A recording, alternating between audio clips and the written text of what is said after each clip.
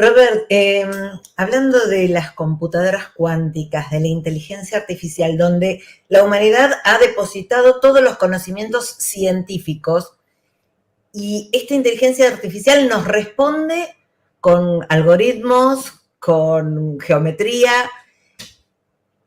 Escuché por ahí que se empieza a aparecer, es como tener a Metatron aquí instalado. ¿Qué hacemos con eso? ¿Qué hacemos con toda esa información? ¿Viene a ser un dios metido acá? Utilizarlo a nuestro favor. Esto es un poco como hace muchos años, cuando empezaron a salir los primeros softwares para calcular cartas natales en astrología. A una persona decían, ostras, no, es mejor calcularlos a mano, porque mientras lo calculas a mano, estás 8 horas calculando a mano, pues ya te va entrando la intuición. Digo, bueno, pues mejor calcularlo directamente, rápidamente y entrar rápidamente por faena.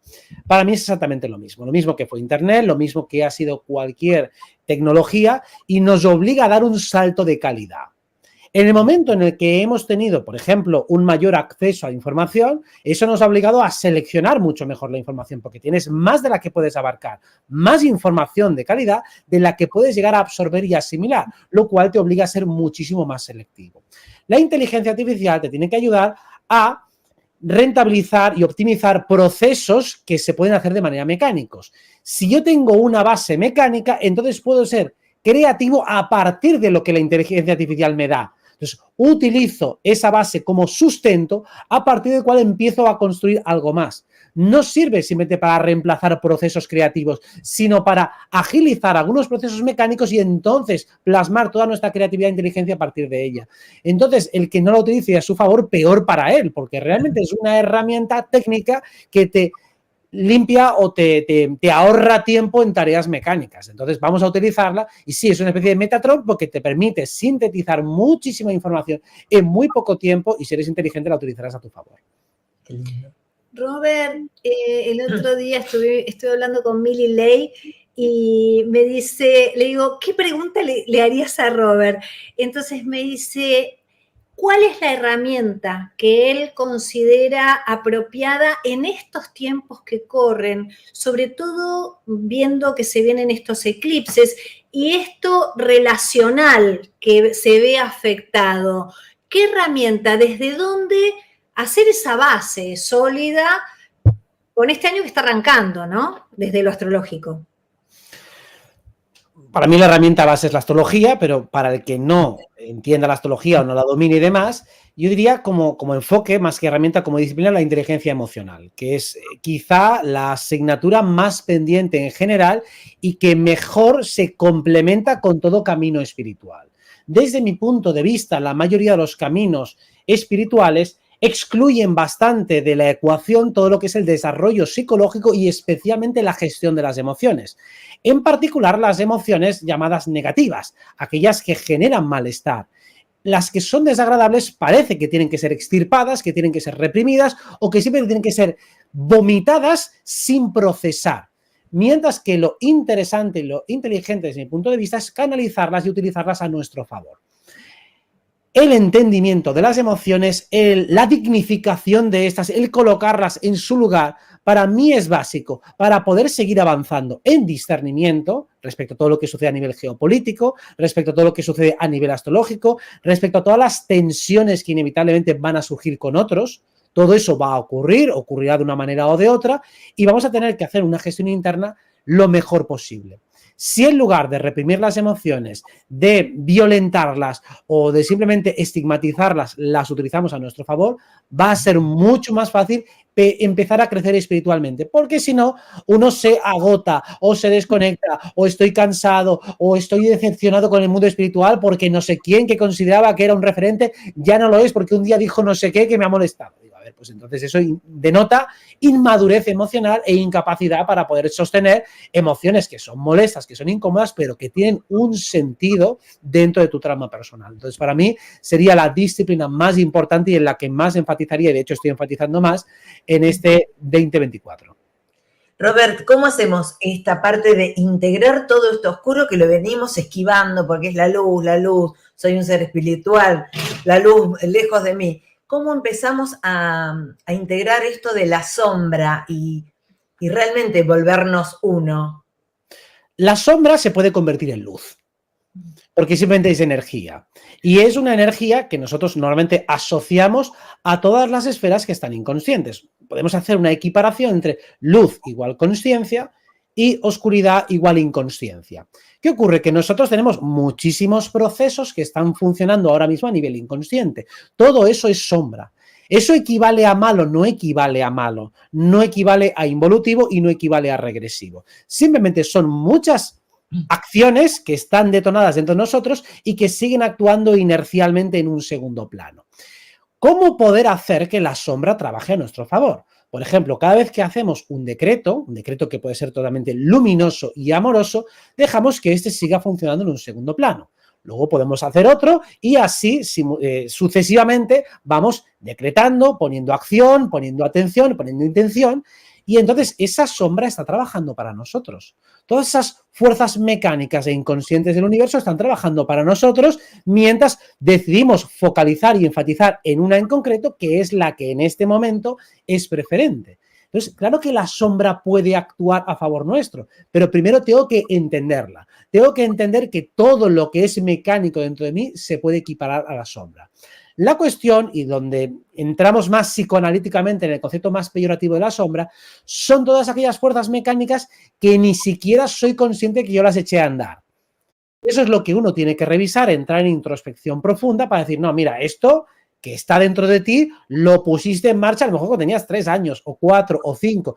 Tenía un sentido casi siempre de autoprotección que pusiste en su momento para defenderte, casi toda la sombra es puramente defensiva o reactiva, y ahora tienes que encauzarla de un modo más sabio, más adulto y más compatible con el resto de objetivos vitales. Ese ejercicio de introspección no te lo puedes ahorrar. Tienes que hacerlo y además, spoiler, no acaba nunca, porque siempre... Robert, en estos años anteriores estuviste muy activo en redes, estuviste muy activo como activista, valga la redundancia, siendo faro de mucha gente. Y hace un tiempito estás más recogido. ¿En qué anda Robert Martínez? ¿En qué exploración? Porque sabemos que quieto jamás. Entonces, ¿qué exploración interna? ¿Qué es lo que te está motivando?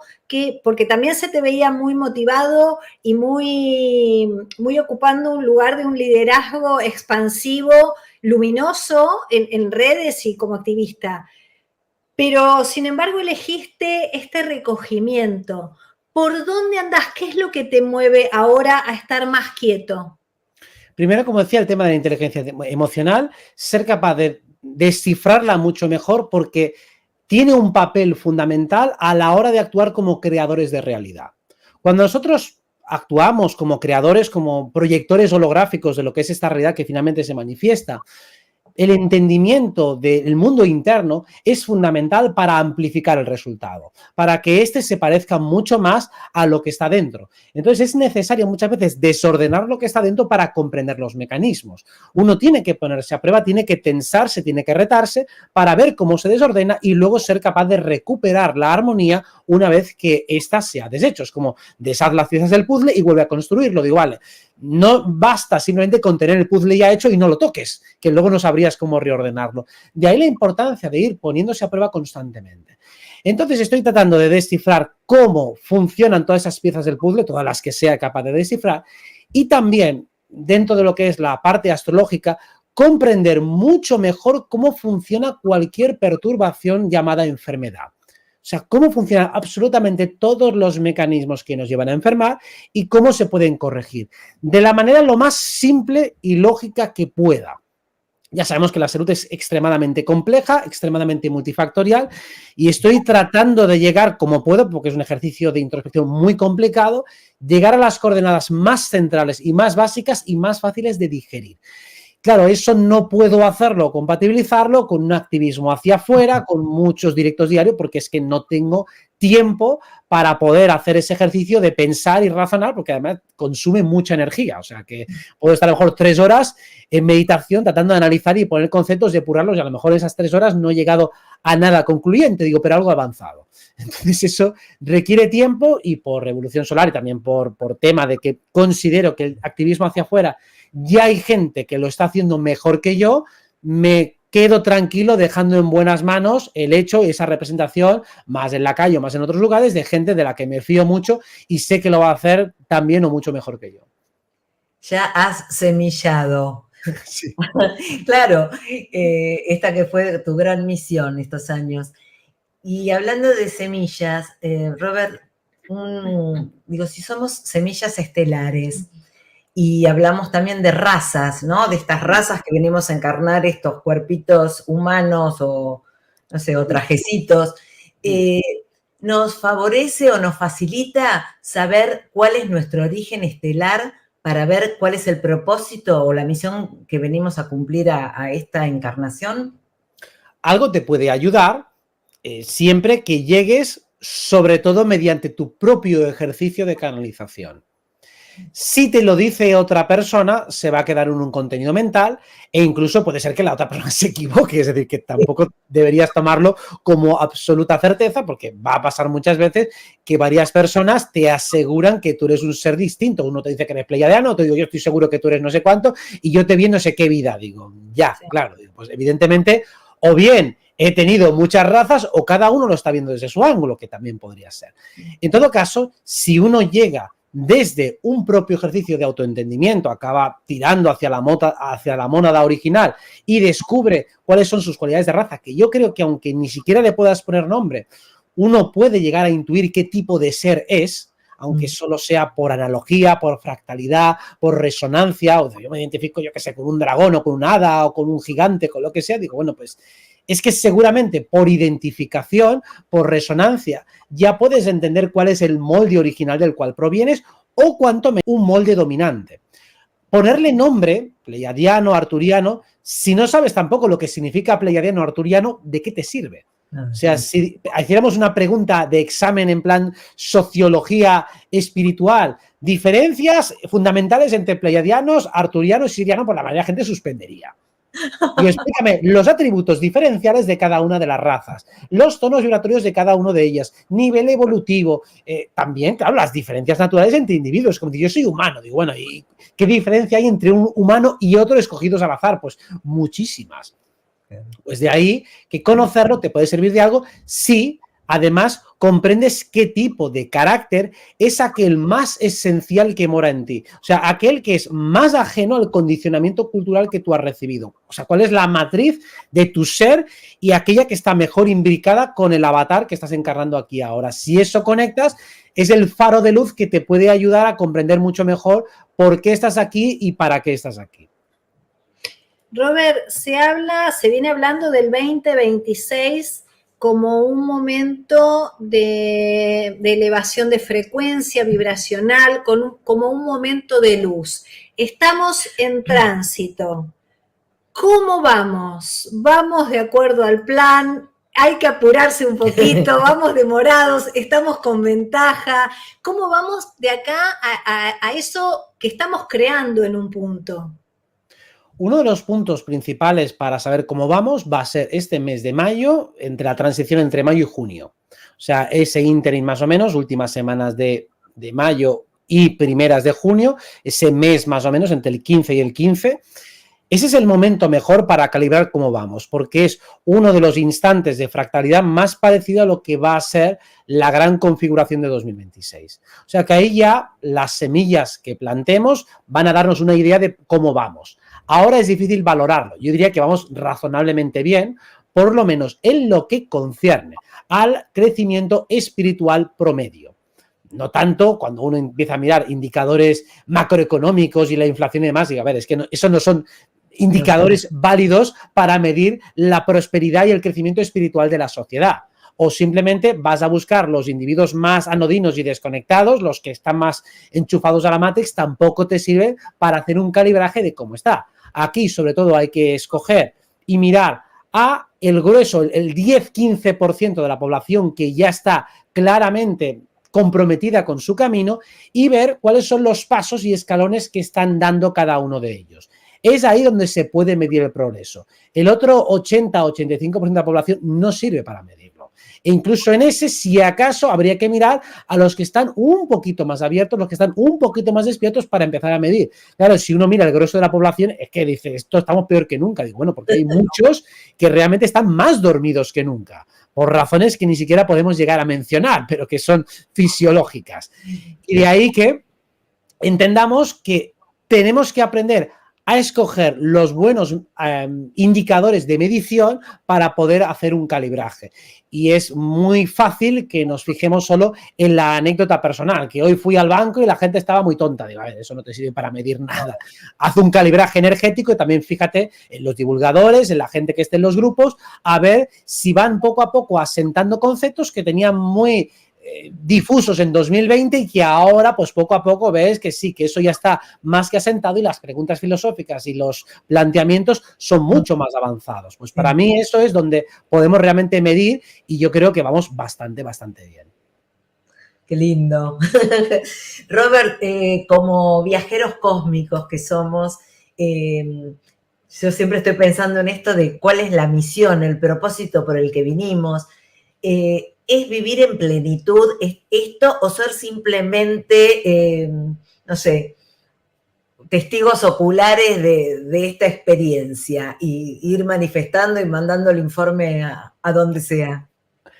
Hay muchas versiones de los hechos y yo creo que puede haber matices entre unos y otros. Para mí la plenitud creo que es deseable en todo ser, o sea, creo que ese es un atributo universal que todo ser busca en términos generales, pero tal vez en términos encarnatorios particulares, y además eso es muy notorio, pues en bebés que mueren a los pocos meses o en abortos, donde claramente el objetivo de esa encarnación no puede ser la plenitud, o sea, que hay muchas vidas en las cuales por su corta duración o por otras cuestiones, no puede ser un propósito fundamental el alcanzar la autorrealización, o sea, que puede ser que en algunos casos se dé eso, vengo como un alma de sacrificio, vengo a crear un equilibrio kármico, vengo a hacer lo que sea, o sea, que puede serlo, pero digamos que todo adulto mínimamente desarrollado que ha sido tocado por la varita del crecimiento personal y espiritual, la plenitud podría ser un horizonte común de todos.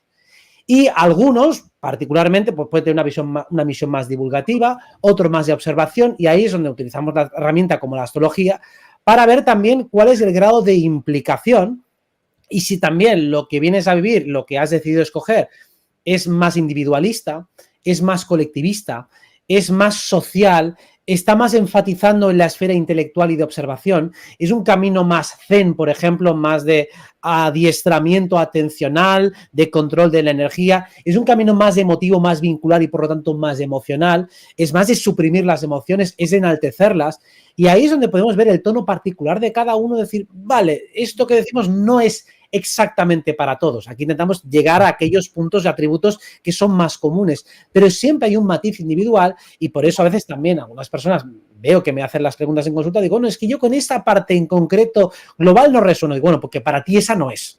Tú tienes otra que es distinta, que además ya lo tienes que notar. Si algo te rechina muchísimo, eso no es para ti. Lo que pasa es que a veces por simplificar hablamos de algo que tiene que ver con todos. Por ejemplo, si hablamos de la quinta dimensión, hablamos del corazón. Aunque no tenga una misión muy, muy intelectual, la particularidad de conectar con el corazón de la quinta dimensión, eso es para todos, solo que unos más que otros. Robert, canalizaciones. Dijiste, a veces estoy 3 horas meditando y puede bajar una información o no, o hasta un punto. ¿Hay alguna canalización que hayas tenido, que dé para compartirla acá, que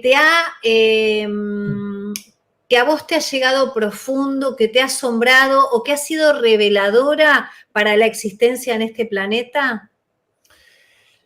Estoy pensando alguna que pueda ser fácilmente digerible y compartible. Bien, a ver, cada vez que canalizamos, estamos estableciendo un puente entre la burbuja que constituye nuestro cuerpo mental y los reinos sutiles superiores. ¿Qué ocurre? Que nuestra burbuja se va ensanchando y se va amplificando a medida que canalizamos. Pero claro, cada vez que hacemos una apertura en esa burbuja para que, como si haga un filamento y empieces a conectar, empezamos a encontrar resistencias. Es decir, cada vez que yo quiero ir un poquito más lejos y la burbuja se quiere ensanchar, choca con algún tipo de tope. Y claro, eso lo he visto de manera común. Eso significa, y ahí es la canalización, que cada vez que avanzamos nos encontramos nuevas resistencias, no las mismas, sino nuevas.